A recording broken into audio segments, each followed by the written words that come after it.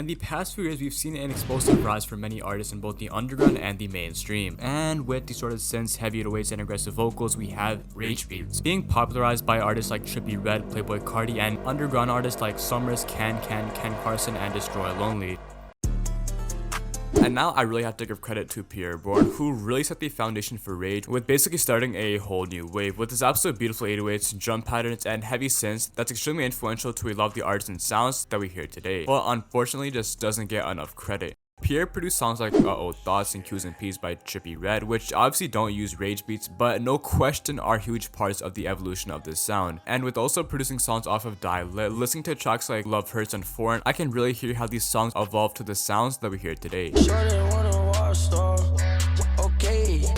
And we can't forget about the absolute distorted banger R.I.P., which really capitalizes on the rage sound's most aggressive qualities,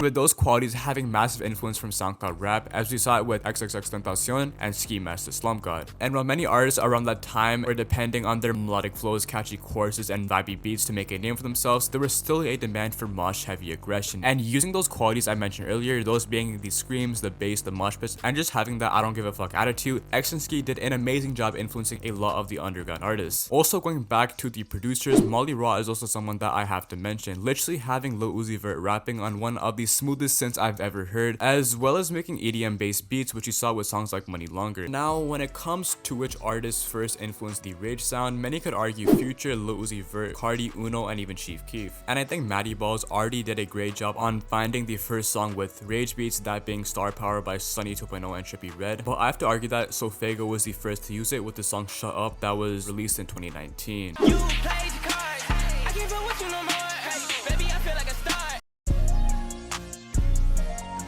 So Playboi Carti released the album Whole Lotta Red on Christmas Day of 2020, which received mixed reviews due to its long track list and new direction. Some tracks like Stop Breathing and On That Time were praised for their high energy and intense vocal performances, and while others were more similar to Carti's previous work. And despite mixed reviews, Carti was committed to his new sound on the album, which featured raw and chaotic tracks with distorted vocals and aggressive instrumentals. The sound was initially polarizing but went on to be influential in the years following its release, with many producers and rappers attempting to replicate its raw, chaotic, and aggressive elements. And then the release of the song Mr. Rage by Trippie and Playboi Carti helped to solidify the rage genre, as well as Trippie's album Trip at Night, featuring all the key elements of rage and establishing a precedent for the genre with its catchy choruses, verses, and minimal high impact structure. And the song itself was not particularly aggressive in its deliveries, it definitely helped to define the rage sound. Mr. Rage also gave the sound a name and provided a new type of beats for producers and rappers to work with.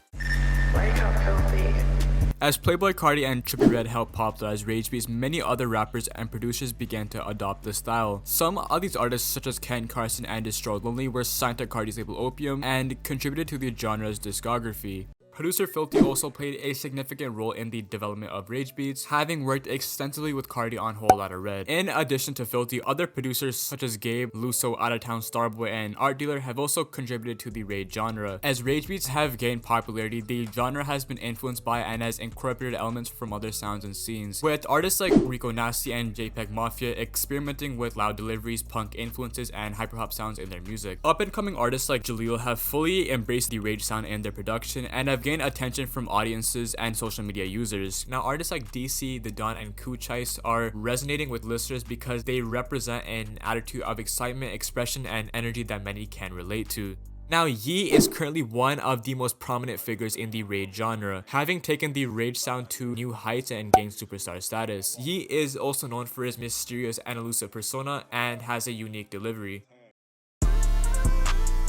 Uzi, Trippie, Carti, and Yeat are all dropping this year, so let's see if they still incorporate the rage sound in their music. Rage as a subgenre is also still pretty new, and its influences of punk, metal, and hyperpop means that it still has plenty of room to branch out into different styles of music. Anyways, appreciate you guys for making it to the end of the video. Make sure to like and subscribe, and peace guys, I'm Mo. But now I'm picking the calls, I don't know what they want. I'm too high on the drugs, but I know shit gon' suck.